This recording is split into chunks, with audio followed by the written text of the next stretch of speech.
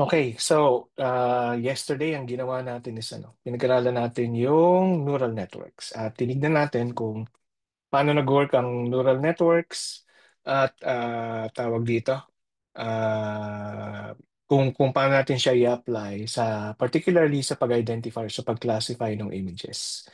Okay, ngayon ang titignan ang gagawin na natin ngayong araw is actually to look at codes. Okay, and yun yung isi-share ko ngayong araw sa inyo. Okay, and I'm also going to share this dun sa YouTube tsaka sa Facebook um, pages, okay, na ginawa ko. Okay, so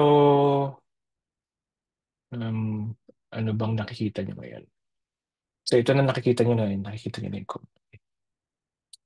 Okay, so isa sa mga unang datasets na ginamit noon to sort of classify texts.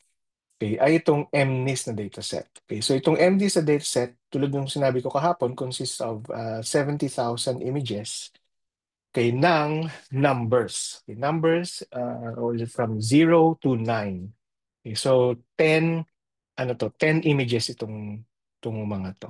And sinulat ito ng mga employees ng MNIST, mga volunteer. Actually, pumunta yata sila sa isang school para ah, pasulatin, okay,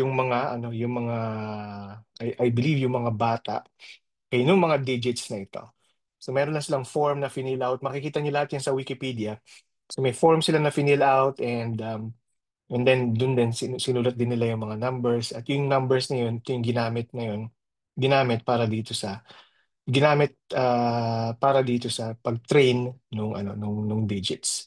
So yun yung unang-unang paraan ng pag-identify ng mga digits, no? Ngayon, sobrang advanced ng AI, hindi na natin kailangan actually na i-train yung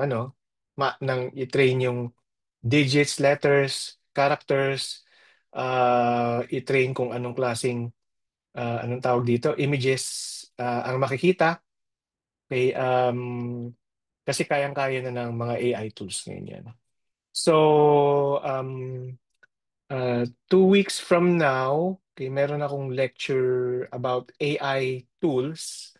Okay, at isa sa mga papakita ko na tools doon ay yung Google, ano na nga yun? Wait.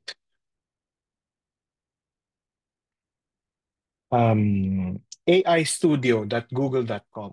Okay, so gamit ang AI Studio, pwede ka na mag-identify actually nung images, pwede mong i-identify in real time yung mga buildings sa paligid mo, and kayang i-identify ng AI na yan kung nasaan ka precisely, and so on and so forth. So yun yung mga papakita ko so 2 weeks from now dun sa lecture on the use of AI tools.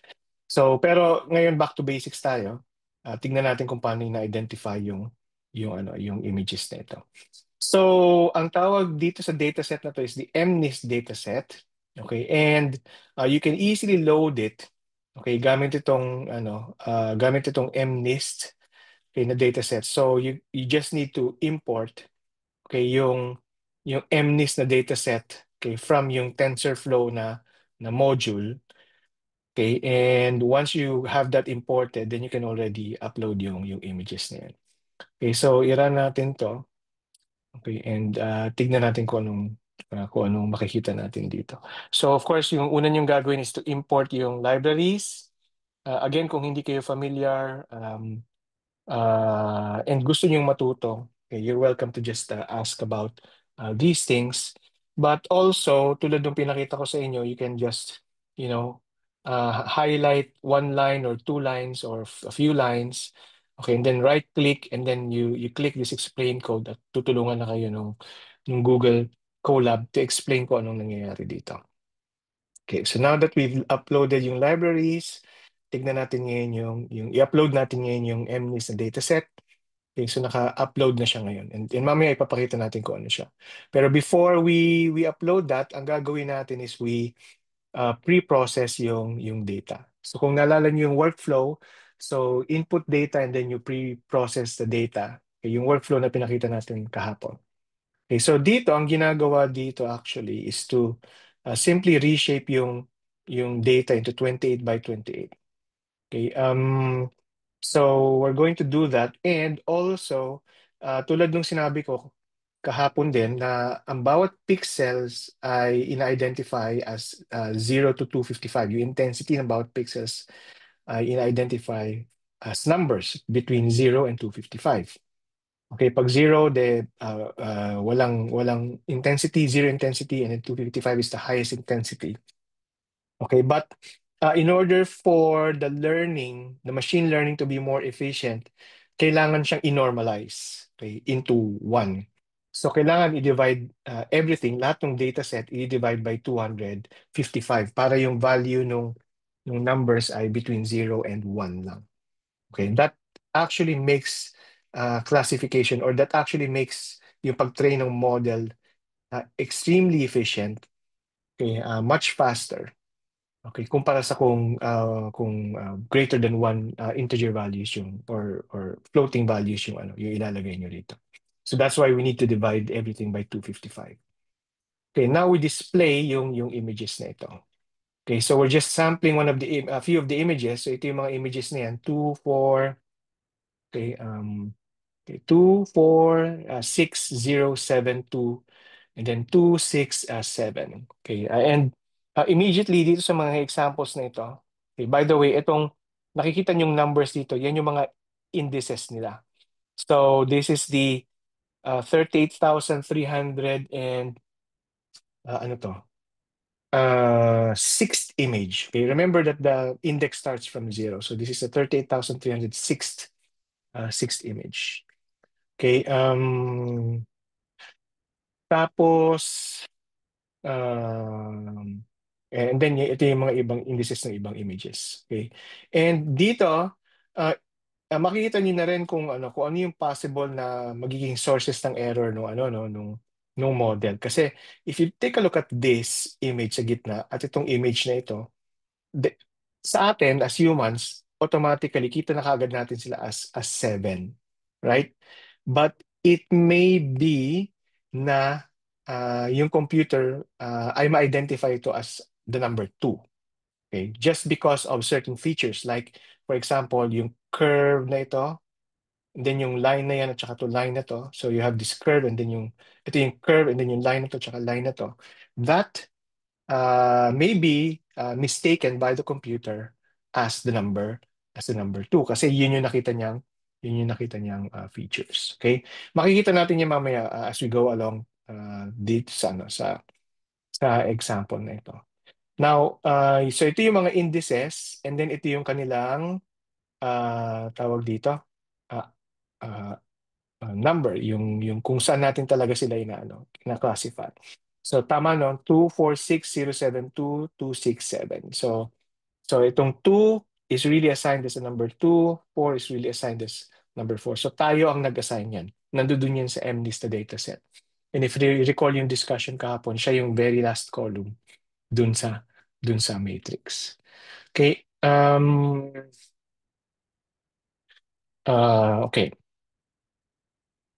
Now, how do we, anong tawag dito? Anong gagawin natin ngayon dito sa mga numbers na to para matulungan natin yung machine na matuto. So we're going to use what's called a one-hot encoding method. Okay? So ang ginagawa natin dito is to categorize yung numbers. Okay? The way to categorize yung number is this. So we're going to use a row of numbers. Okay? With a row with 10 elements. Okay? So, sige, dito ko na lang lalagay. Okay, so this is how one-hot encoding works. Okay, so ito, tingnan ko kung anong nakikita niya. Okay, so ilalaki natin konti. So, halimbawa, yung number 2. Okay, how does one-hot encoding work? So, we're going to identify 10 numbers. Okay, ilan na to? 1, 2, 3, 4, 5, 6, 7, 8, 9, 10. Ayan, sakto. Okay. So, ganito yung ginagawa sa one-hot encoding. Yan. So, instead of writing out 2, ang ginagawa natin is nagdadagdag pa tayo ng 10 rows or 9 rows dun sa sa matrix natin. Tapos, each of the row is assigned 0 except for that particular number. Halimbawa, yung number 2, okay, we assign itong third na element as 1. Okay, which means na kasi ito 0 kasi ito 0, ito 1, ito 2, ito 3, 4, 5, 6, 7, 8, 9. Okay? And that's how we tell the computer na ito ay number 2. So yung unang-unang yung row ano ba to? So yung row 38307, ito yung corresponding na one-hot encoding label niya. Okay? Kasi it corresponds to the number 2. So 0, 1, 2. So yung 2 lang yung in-identify natin as or nilagay natin na label na 1. The rest ay 0 na. So if you want to label, for example, yung ano pa ba yung ibang nandiyan dyan? Number 4. Okay, so yung number 4, okay, ang gagawin natin pag one-hot encoding is, so ito 0, 1, 2, 3, 4. Ito ang gagawin nating number 1. Okay, and ganyan ang paraan para sabihan natin yung computer na number 2 yan, number 4 yan, number 7 yan, and so on and so forth. And this is what this command does. Okay? So kaya 10 yan, okay, kasi you're telling the computer na meron tayong 10 na 10 na elements na isang row. Okay, and we assign only the number 1 corresponding to yung number na corresponding do sa digit na inaano natin. Okay, so yun yung ginagawa ng one-hot encoding labeling. Okay? Okay. Then, now we're going to also add a validation step. Okay, anong ginagawa ng validation step? So there are 70,000 images, right? And we need to test kung tama yung model na made-develop. Okay, so ang gagawin natin is to split the dataset into 60,000 and 10,000. Yung 60,000, yun yung gagamitin natin na pang-train. Okay, para makapag-develop ng model. So once we have that model, gagamitin natin ngayon yung 10,000 doon sa model, okay, para i-check kung tama yung binibigay nung model o hindi. So titignan natin yung accuracy nung model na yun. Okay, so, and that's what we do here. So yung test size is, na nilagay natin dito is 0.1, meaning 10% ng dataset. So in this case, it's 0.1, so it's 10%, so about 6,000 lang yung ginamit. Or sorry, 7,000 yung ginamit na dataset. Okay, for validation. Okay, so yung tawag dun sa step na yun is validation. Okay, now we build and train the model. Okay, so ito ngayon yung tinatawag na architecture. Okay, ano ibig sabihin pag architecture? Well, dito na yung inner, yung hidden layers. Okay, so this is one hidden layer. Okay, sorry. Itong isang line na to is one hidden layer. Itong isang line na to is another hidden layer. Okay, this does something else. Hindi siya hidden layer. It flattens yung data set, and then ito sinasabi niya kung ano yung activation na gagamitin dun sa hidden layers. Tulad ng pinag-usapan natin kapon, di ba? ReLU for the hidden layers. And then ito, sinasabi niya rin kung ano yung activation na gagamitin for the output. Okay, and then pinag-usapan nga rin natin kahapon na pag sa output, softmax yung gagamitin. And there are 10 outputs, okay, sa output. Okay? Now, hindi ko na-explain kung ano tong 128 na to kasi I would need to explain kung anong ginagawa nung convolution at saka max pooling in order to explain kung paano naging 128 yan. Again, kung gusto niyo ng details, just approach me and ask me about it. Okay, so nirun ko na yan. Okay, tapos, now I'm going to compile yung model. Okay, now ano itong Adam na ito? Adam is one type of optimization method. Okay. Nung sa day one, ang ginamit natin na optimization method is gradient descent. Dito, ang gagamitin natin is ang Adam optimizer. Okay. So yan, ang nakalagay dito. Optimizer is Adam. Okay. Uh, adaptive momentum gradient descent, I think, if I remember it correctly. And then yung loss is a categorical cross entropy is just a way, it's just a statistical method to compute for yung loss or yung accuracy. Okay, and then yung metrics na gagamitin natin ay yung accuracy. Kung gaano ka-accurate yung model natin dun sa validation ng dataset. Okay, oops. Okay, so i-run ko na to.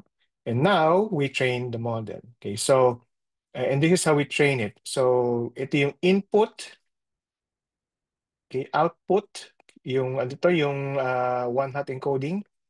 Okay, tapos there are 5 epochs, may batch size na 32, and then validation data is xval, yval, na in-identify natin kanina din sa previous na line dito. Okay, so xval, yval, and then xtrain, ytrain. Ginawa natin dito sa command na xtrain test split. Okay, yan. So, i-run na natin to. Okay, para i-train yung model.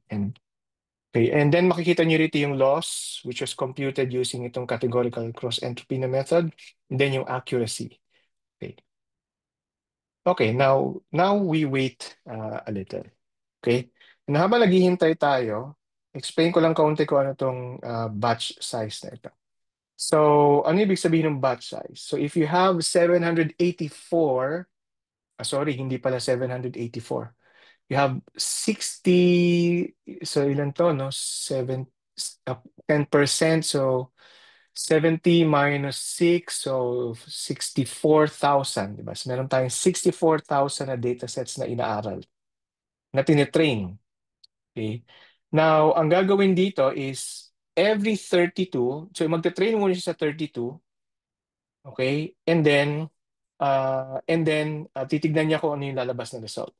And then it's going to train again to the next 32 na dataset. And then titignan niya ko ulit kung ilan lalabas na dataset.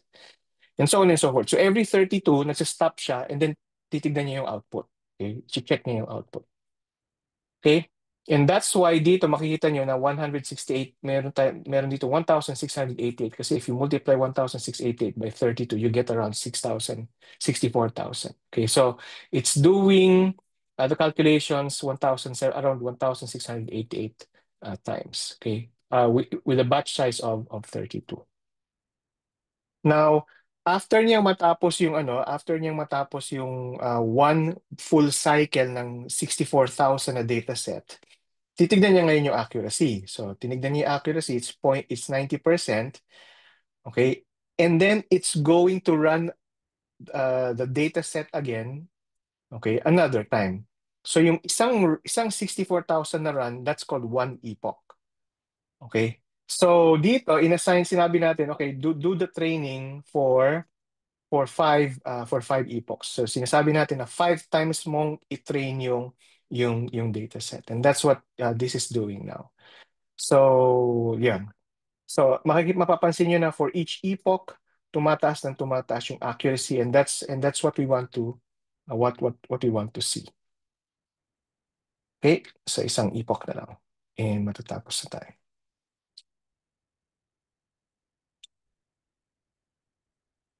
Okay, now syempre medyo mabilis din akong mag-explain. So, and then may video naman. So, of course, you're welcome to watch the video. Okay, para mas lalo nyo maintindihan kung ano nangyari. And if you have questions, just don't hesitate to ask if you want to learn. Okay. Okay, there we go. Okay, so now we're at 99.6% na accuracy. Okay. Okay, now we evaluate yung model. So first, tignan natin yung model summary. So ito yung mga layers. Okay, and total parameters na tinrain niya is 2,081, 88,000. Paano ito na-compute? Now, itong parameters na ito, remember, ito yung mga theta. Okay? And if you recall, may input is 784. The, anong tawag dito? The uh, hidden layers ay merong certain number, okay, 320. Yeah. And then yung isa pang hidden layer may certain number. So yung network na yon, yung mga lines na yon, kung gaano karami yung lines na yon, ganoon din kadami yung theta. At yun yung nakikita nyo rito. Okay? So it's actually computing a matrix which has approximately this size, sabihin na natin. Okay, so ang na-compute niyang accuracy, okay, using yung test na dataset is 98.5%. Okay, now we're going to plot yung accuracy na yon. Okay, at makikita natin na okay, yung accuracy is green, so yung accuracy starts from here. So that's your 98%. And yung validation accuracy, so ang difference nito kasi ito yung accuracy from the test and then this is accuracy from validation, from the validation data set. Okay. And of course, ito yung gusto talaga nating makita, na yung accuracy mag-approach sa 100%. And ganun din sa loss. Okay.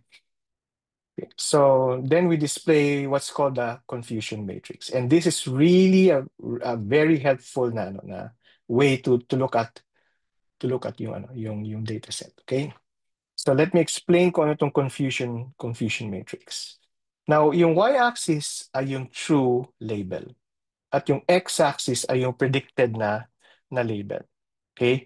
So yung true label, yan yung binigay nyo sa computer. Sinabi nyo sa computer na itong digit na to is this number. Okay? Now yung predicted, yan yung ginawa ng model. Okay? And at ito, tinest niya to 6,000 data points. Okay? Doon sa validation data set. Okay, so ganito natin siya intindihin. For the true value of 0, 973 were identified as 0. Okay, which is quite good, diba? Dun sa true value na 1, 1,127 were identified as 1. Okay? So yan yung nakikita niyo sa diagonal. Okay? And yan ang gusto nating mangyari as high as possible. Okay, then tignan natin ngayon tong ibang digits na wala sa diagonal, na off diagonal. Tignan natin tong 10. Ano ibig sabihin yan? Sabi rito, yung true value niya is 2. So dapat 2 yung na-identify niya, di ba? Pero hindi. Ang na-identify ng computer, 10 na 2 ay na-identify niya as 3. Okay? So, meron siyang 10 mistakes. Imbis na 2, naging 3 yung pag-identify niya. Okay? So, tignan natin itong number na ito dito. Okay? So, it was supposed to be 8, pero 9 out of the 8 digits ay na-identify niya as 3. Okay? So, yun yung ibig sabihin ng mga numbers that is off diagonal. So, you can compute actually kung ano yung accuracy based on yung total divided by yung mistakes, yung sum ng mistakes sa off diagonal. Okay, and that's what we see here sa 98 point, asa na yan? 98.5, yeah, 98.5%. So, okay, ngayon, syempre gusto natin malaman kung bakit sila na-identify as as incorrect, di ba? So, tignan natin dito sa code na ito. I display incorrect predictions. Okay. Okay, so ito. Ang ibig sabihin ng P ay predicted at yung true ay 2. Okay? So tignan niyo to.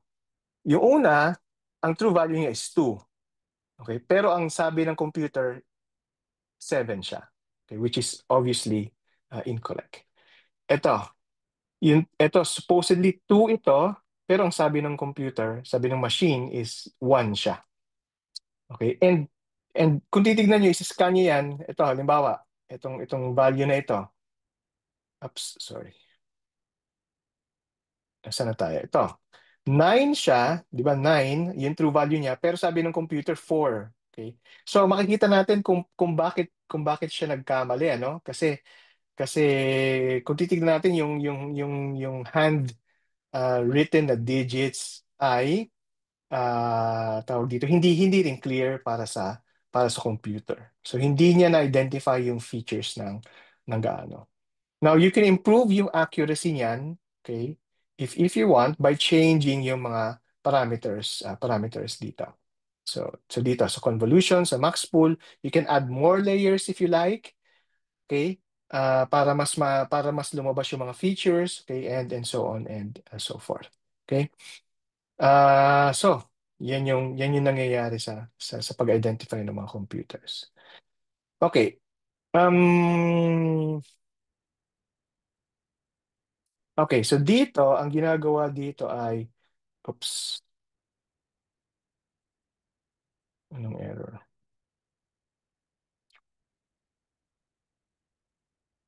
Hmm?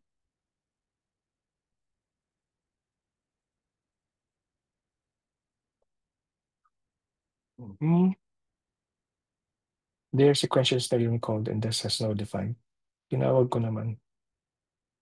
Okay, anyway, so buti hindi pa nabura yung output dito. So ito, tignan natin to. So ito yung number na 0.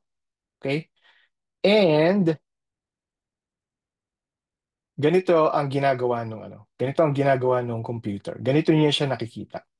So dun sa unang dense na layer, pansin niyo meron siyang ilang layers yan.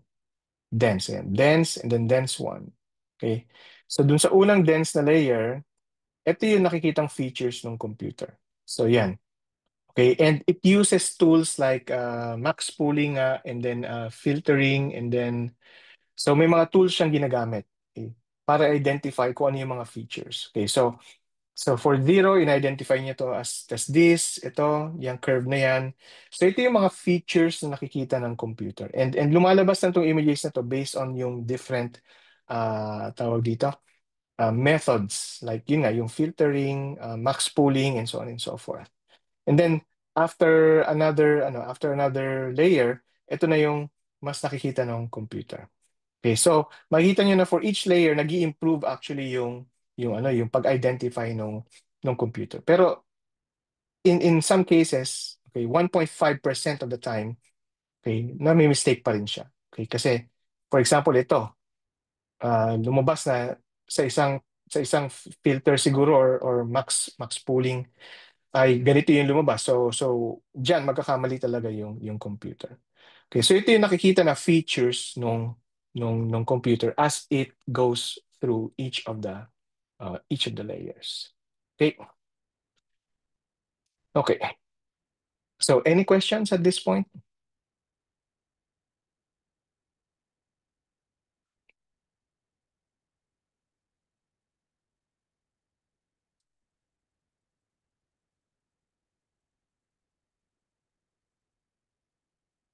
Okay, sige. Mamaya ko na i-figure out yan. Okay, now there's another type of data set which is called the Fashion MNIST data set. So National Institute for Standards and Technology pa rin yung gumawa sa US. Okay, and ito naman is a fashion data set. Ang data set ay itong mga damit. Okay. So, t-shirt, trouser, pullover, dress, coat, sandal, shirt, sneaker, bag, tsaka ankle boot. Okay, so imbis na digits ang in-identify dito, yung ano naman, itong mga damit. Okay, pero these are also grayscale images, okay, and then 28 by 28 din yung size nung images. Now, of course, hindi mo pwede sabihin sa computer na t-shirt yan or trouser yan. So you have to tell the computer na pag 0, t-shirt yon. Pag 1, trouser siya. Pag 4, coat siya. Pag 7, sneaker siya.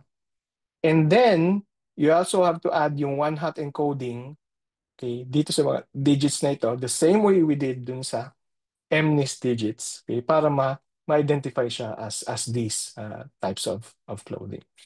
So, so there's nothing new here except yung type ng data. Okay, so ito naman yung data. Okay, so ito ay bag obviously. Ano to? Hindi ako sure kung ano yan. So sandals. So kung ako hindi sure, most probably yung computer magkakamali din kung ano yan. Tignan natin. Two. So two siya. So ibig sabihin pull over. Okay, so sige. And then sandals, then jacket. Jacket ba yung four? Coat. Okay. Okay, sandals, yan, bags, and so on and so forth. Pants, ayan. So, ganyan. And then, papansin nyo, it's exactly the same. May exactly the same din. Okay, yung model is also exactly the same as before. Okay, and so walang pinagbago. Dito ang pinagbago lang is we allowed it to run for 10 times kasi feeling natin mas komplikado siya kaysa ordinary digits. Okay, so more epochs. And then in-identify or same lang naman to. And then even here yung accuracy doesn't reach so ang pinakamataas is 91%. Okay. Dito pinakamataas is 97%. But this is for the training data set. Okay? Tapos dito for the validation it's 91%. So makikita natin na for validation, 91%, for the training dataset is 98%.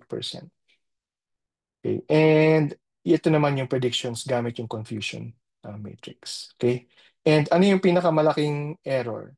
Sa 6, 4, at saka 0. Ano ba yung 0? Yung 0 ay t-shirt. Yung 4 ay coat. Yung 6 ay shirt. Okay? So t-shirt tsaka shirt, medyo ano yun medyo nakakalito nga yun, ano? So yung 6 na identify as 6 yung shirt na identify as a t-shirt, okay, which is obvious naman, di ba? Kasi hindi natin talaga sineparate yung shirt tsaka t-shirt. And then itong 6, yung shirt was also identified as 2. Ano ba yung 2? Pullover. Okay, so shirt din siya actually. Okay. So, and then yung 4, na-identify din as pullover. So ito yata ay coat. Yung 4 is coat. And then yung 0, yung t-shirt, was identified as a shirt. Okay, so malaki talaga yung mistake dito sa shirt at saka t-shirt. So dapat siguro pinag-isa na lang yung shirt at saka t-shirt para lang alam mo yun, para matutunan lang yung ng computer para maging accurate yung model. Okay? So yan yung lumalabas na confusion matrix for this type of dataset. Okay, and dito ano yung mga errors dito? Sige, kailangan ko lang i-zoom in ng konti. Okay, so halimbawa, itong una, 7, which is supposed to be a shoe, was identified as 9. Ano ba ang 9?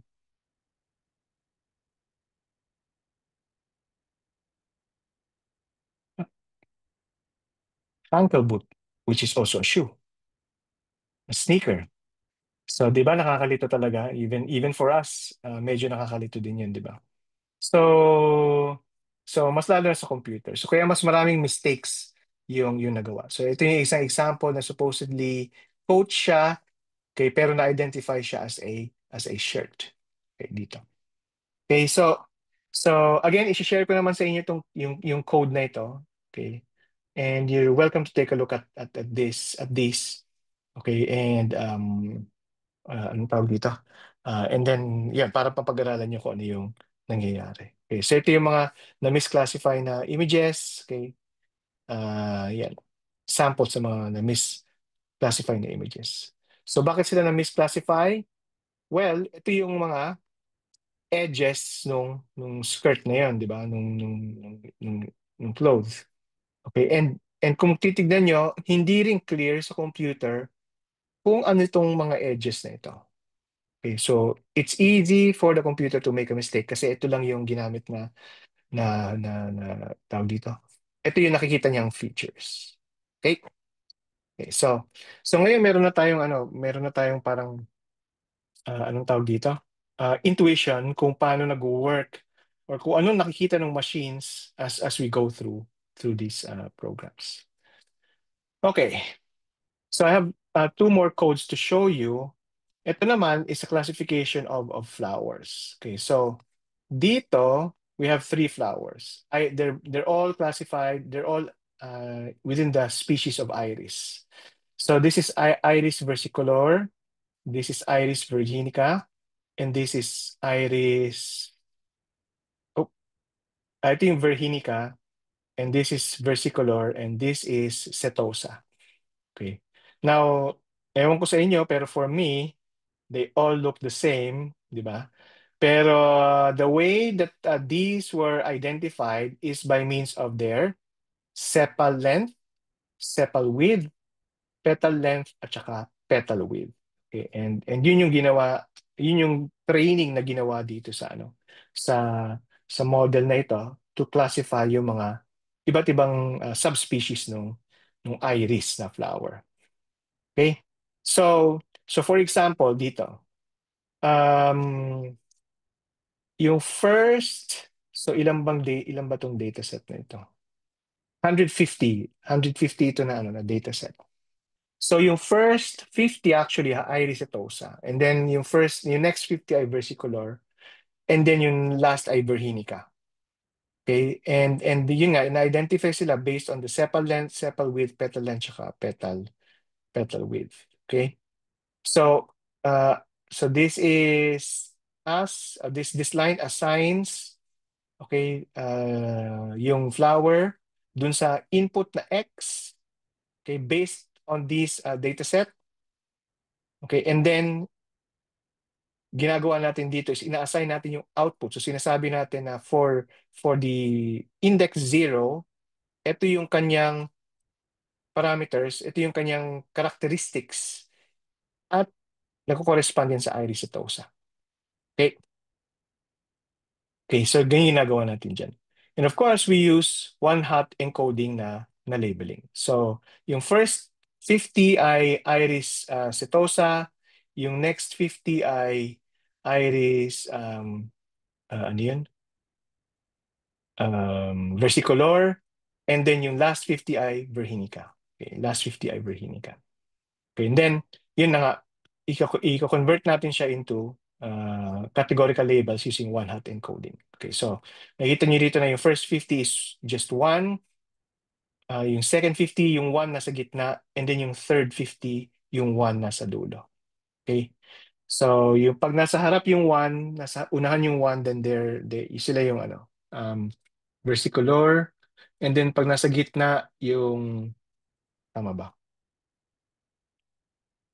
Number 1 is setosa, na pag nasa gitna is versicolor, and then pag nasa dulo, virginica. Okay, yun yung ginagawa sa one-hot encoding. Okay, and then, so ito yung data set. Okay, so this is petal width, petal length, sepal width, sepal length, petal width, petal length. Okay, so yan yung data set nyo yun yung input na data set na ilalagay nyo bibigay nyo sa computer. Okay, and then ito yung output. Okay. Then we split the data set into training, testing, and validation. Okay. So dito gumamit lang siya ng formula para masabi kung ilan yung ratio na gagamitin. Ito, 70, 15, 15. So training is 70%, validation is 15%, and then testing is 15%.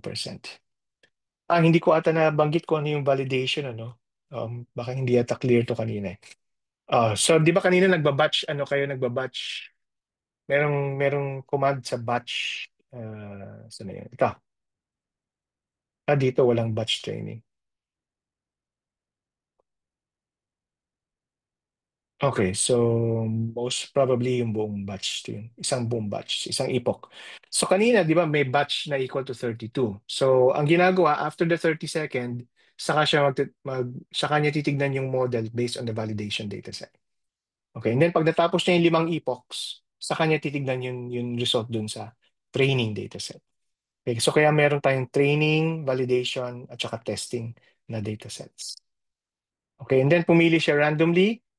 Okay, Okay, 104 na iti-train, input, output, and then ito ay iti-test.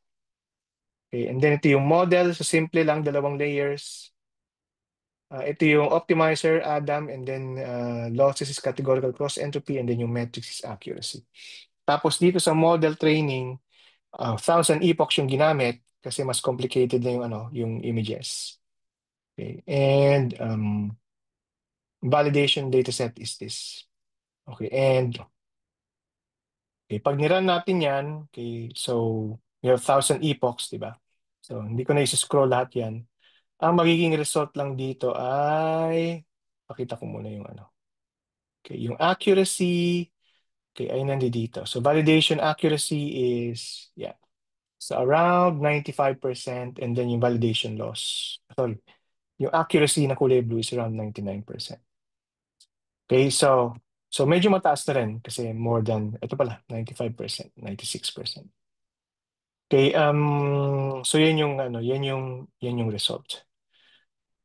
Okay, nung dataset. Now, ito naman, ang ipapakita ko dito is kung paano siya in-identify as a particular flower. Okay? Now, hindi ko to dinescribe dun sa previous two na codes kasi medyo mahaba eh. Sampung ano yun eh, sampung elements yun sa isang row. Ito, tatlong elements lang, so mas madali.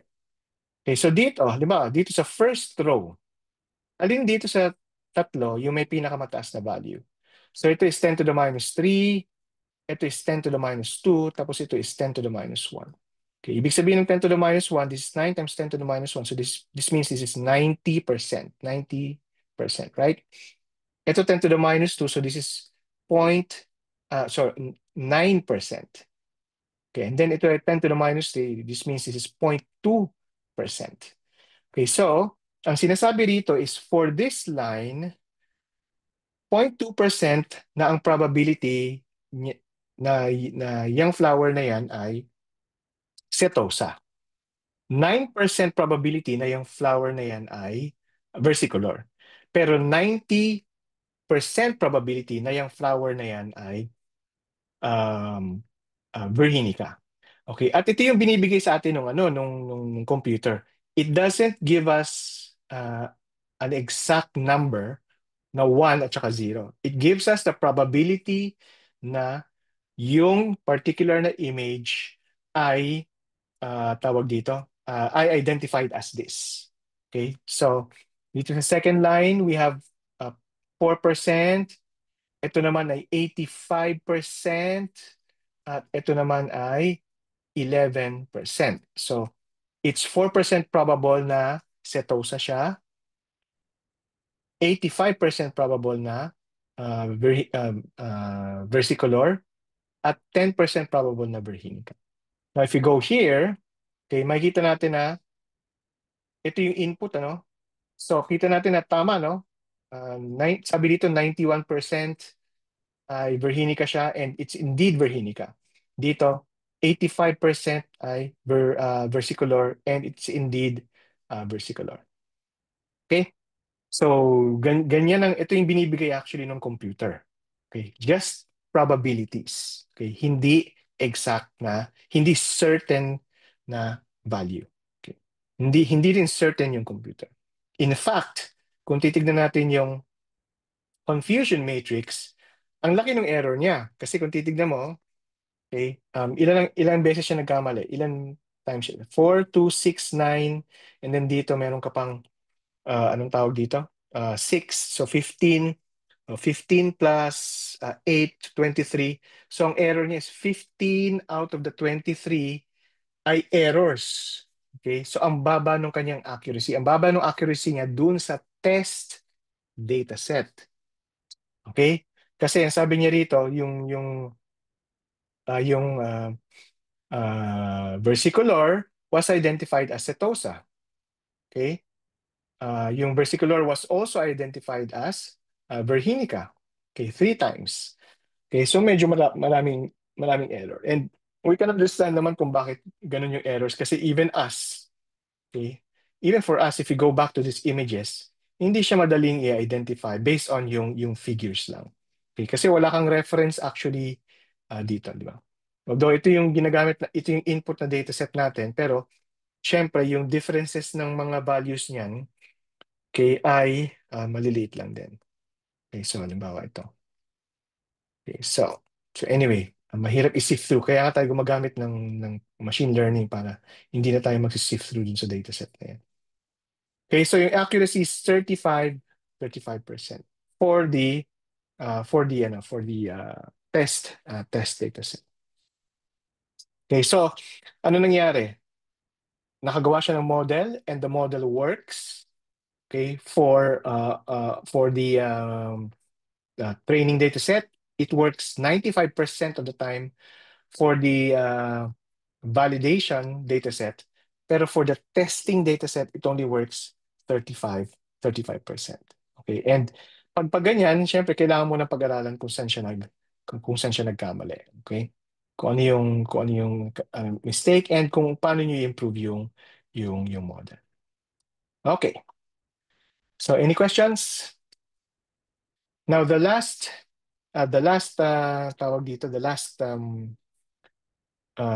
code na ipapakita ko sa inyo was actually an exercise na binigay ko sa klase ko like what 3-4 years ago if I remember correctly, or 3 years ago pala, tama ba? 3 or 2 years ago. Okay. So, and in fact, yung dalawa sa mga participants dito ay kasama dito sa exercise na ito. So, ang tawag dito, ang pinagawa ko sa kanila is ganito. Now, yung mga mobile devices nyo, like yung cellphone ninyo, okay, kung hindi nyo alam, pwede kayong mag-download ng MATLAB dyan. Okay. Now, yung MATLAB, okay, ay syempre naka-interface dun sa sensors ng cellphone ninyo. At isa sa mga sensors dyan ay yung accelerometer. Okay, now, yung accelerometer has three axes, X, Y, and Z. Okay, and using MATLAB, you can actually measure yung acceleration na nangyayari pag naglalakad ka tsaka pag tumatakbo. Okay? And yung data na yon, okay, will supposedly should be different between walking and running. Okay? So, yun yung pinagawa ko sa kanila na exercise. Sabi ko maglakad kayo and then tumakbo, measure nyo gamit yung MATLAB on your mobile device, save nyo yung dataset, and then use machine learning to classify yung walk at saka yung run na dataset. Okay, so ganito yung itsura ng dataset. Okay. So, kung kayo bang titingin nito, ma-identify nyo ba kung anong kung ma-identify nyo ba kung walking siya or running? Without looking at the titles, of course, diba? So, I guess madali siyang identify kasi if you zoom in, kung titignan niyo itong green lines, okay, yung time difference between these green lines, and i-compare niyo sa time difference between these green lines na nandito, mapapansin niyo mas squeezed yung green lines dito, di ba? Dito, mas spread out sila. Okay? Kasi pag naglalakad, obviously, pag naglalakad, iba yung stride mo, di ba? Yung time between steps magkaiba. Kumpara sa pag tumatakbo, yung time between steps ay mas mabilis. Okay? So for us, okay, madali nating ma-identify. Pero if you're going to take a look at 1,000 data sets, okay, at ikaw mismo ang mag-identify, medyo matrabaho. And that's why we need the computers. Okay? And yun yung pinagawa ko sa kanila na exercise. Okay? And dito, so they did exactly the same thing. They just added itong mga layers. Okay, tapos ano yung lumabas dito? So ang lumabas dito is accuracy is about 60% sa validation uh, and actually 100% sa testing which is training, which is natural naman kasi training data set mo yun. Okay, pero dito so 18 lang pala na to na datasets. 20 pala na datasets. Oo, kasi 20 lang sila na students nun eh. So bawat isa sa kanila may isang dataset. So 12, Okay, yung 0 dito is walking, yung 1 is running. So 12 were identified correctly as walking. And then yung 4 were identified correctly as running. And then yung 4 na supposedly running ay na-identify as walking. So it might be na hindi ganong tumakbo yung isa sa mga, yung apat sa mga estudyante at yung tawag dito, hindi sila mabilis tumakbo. So yung time difference between steps ay was incorrectly classified as walking. As walking, tama. Okay? So yun yung posibleng nangyari dito sa dataset na ito. Okay, ito yung true negatives. Okay, so medyo mahirap makita, no? So anyway, this is just part of the analysis to show itong apat na mistakes na ito dito sa graph para ma-figure out natin kung ano talaga kung ano yung nagkamali. Okay? Well, yun. So and makikita rin natin kung anong pwede natin gawin para ma-improve pa yung accuracy. Ang isang pwede niyong gawin is damihan yung dataset kasi dito meron lang 20 na data data, right? So if you add more datasets, mas magiging accurate yung pag-identify niya ng images. Okay? Or ng training versus ng walking versus running. Okay. So yan yung four examples. I-share ko sa inyo ito sa yung codes na ito i-share ko dun sa YouTube channel at saka dun sa Facebook page para kung gusto yung pag-aralan ay pag-aralan ninyo. Okay? And of course i-upload ko rin yung data set, corresponding na data set for this. Okay. So